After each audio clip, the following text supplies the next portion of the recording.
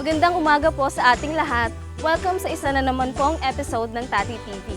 Ako po si Charissa Dadulo, ang Technical Sales Representative ng Talisay at Laurel, Batangas. Andito po tayo ngayon sa Taal Lake upang pag-usapan ang sustainable bangus cage culture using Tati Extra Float.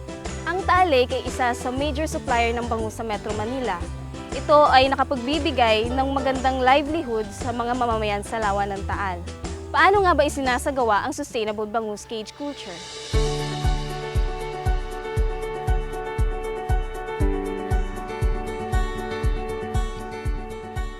Ang bangus culture ay pag-aalaga ng bangus sa fish cage or sa fish pen.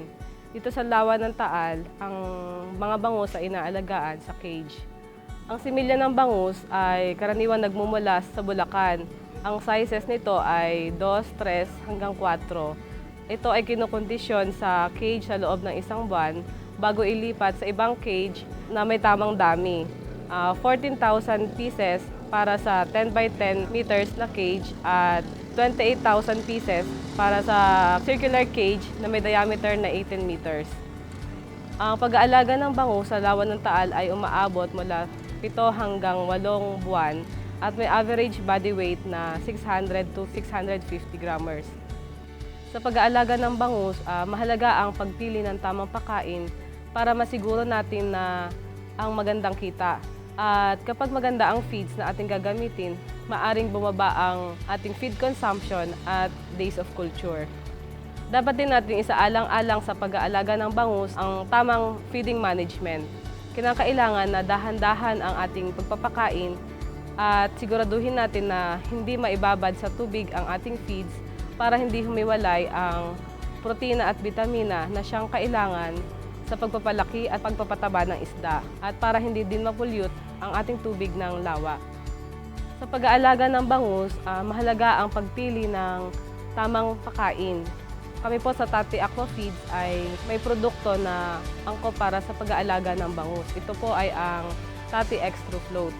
Ito ay may mataas na protina, highly digestible at maganda ang kanyang water stability kung kaya't makasiguro tayo na mas maganda ang ating kita at mapapangalagaan pa natin ang kalidad ng tubig ng lawa. Ang paggamit nga pala ng Tati Extra Float combined with proper feeding management ay nakakatulong para sa sustainability at profitability ng pag-aalaga natin ng bangus. Ano nga ba ang feedback ng ating mga customers tungkol dito? Dati-rati nagamit kami ng sinker. Ngayon po, nung madiscover namin ang Tati Extra Float, nag-try kami doon, mas maganda naman yun kaysa dati.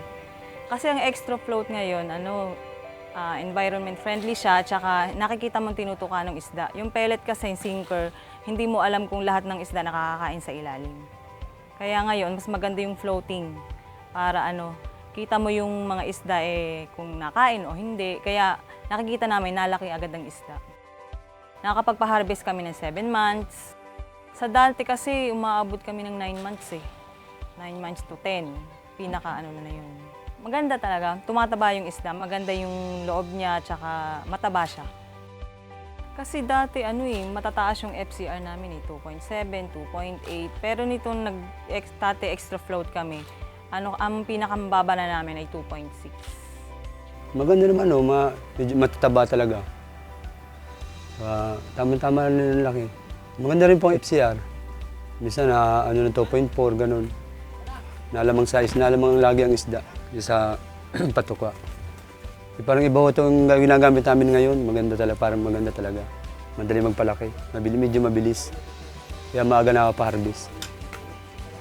Sa kalidad naman ng isda, okay naman. Mas maganda yung pagkahubog ng isda sa Tati Extra Float. Pantay-pantay naman siya, tsaka yung color, yung texture, maganda naman. Kasi yung Tati Extra Float, kumbaga mataas yung crude protein niya, mas mataas sa dati namin ginagamit. Kaya mas maganda tong Tati.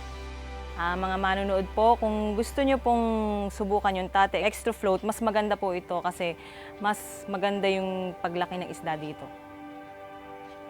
Inaanyayahan ko po kayo na subukan ninyo ang pag-culture ng bangus sa fish cages gamit ang Tate Premium Extra Float dahil palaki ng palaki ang demand ng source of protein gaya ng bangus na kinakailangan ng ating mga kababayan. Kaya ang pag-aalaga ng bangus ay isa sa may potensyal na negosyo na pwede nating pasukin at pagkakitaan. Sana po ay marami kayong natutunan sa episode po natin ngayon na pinamagatang Sustainable Bangus Cage Culture Using Tate Extra Float.